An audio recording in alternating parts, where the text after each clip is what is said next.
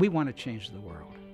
Primarily, the way we've chosen to do that is to invest in people whom we can help be better at changing the world. We try and take people who have all sorts of capability and help them become the principal of a school and build that school, the head of a home for the aged, the head of anything, and see themselves not in technical terms, but as a builder of an institution. Then they have to say, okay, what does that shining city on a hill look like?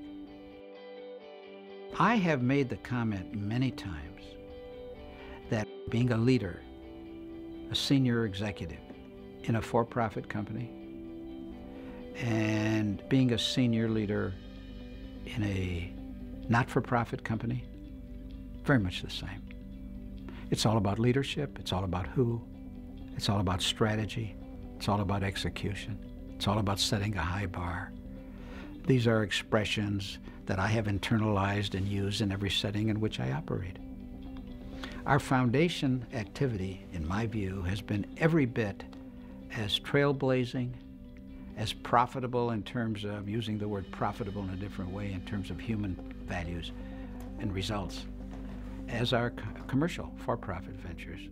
And I believe running the two, that the skills and the mindset and the understandings and the beacons to steer by if you're a leader are virtually the same. So if I've learned anything over the years, it's how understanding how to build an institution involves values, culture, and let's say superior execution, which enables you to have effectiveness.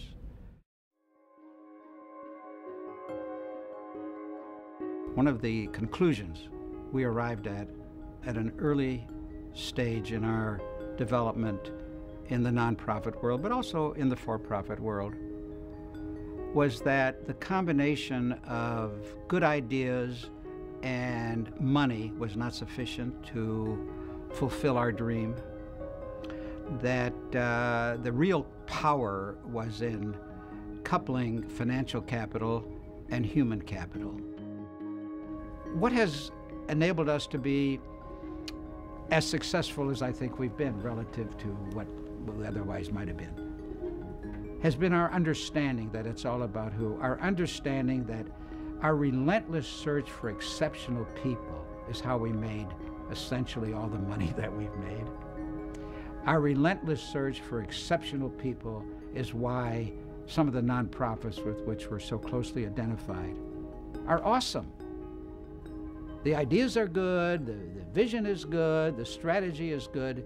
The execution, the implementation is exceptional. Why? Because of the people.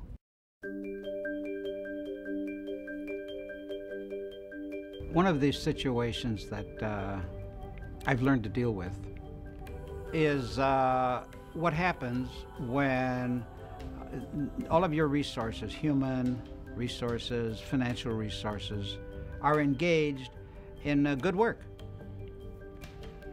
and a new idea comes along. What I try and teach is the idea of taking good ideas, and if we can't feel we can't fund them, put them in a list, and then once a year at budget time, we rank them. And often, let's say we can only do 12 and we have 15. Often the new list of 12 means that we decide a worthwhile project that we're now funding and working on that's good is not as good. Relatively speaking, it's not as good as a new idea. We will sadly put the good project we are now funding somehow on hold and move in the new idea. And that can make a profound difference in that institution's life and, I'll be grandiose, in the world. That's the way it happens. That's the way to raise the bar, raise the impact of the projects you're working on. Give up something good for something great. One of the things deeply built into the Jewish tradition is the notion of repairing the world. The world probably will never be perfect, but there are many, many people working to make the world more nearly perfect than it is today.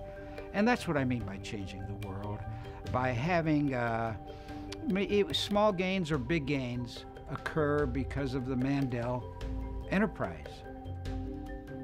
How big the change is, I never talk about how big the change is.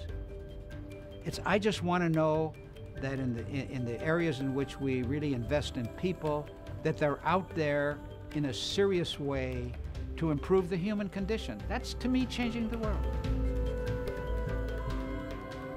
If we turn out people, which is our essential thrust, is to turn out people who spend their life trying to enhance the likelihood that as a result of their efforts, people will benefit.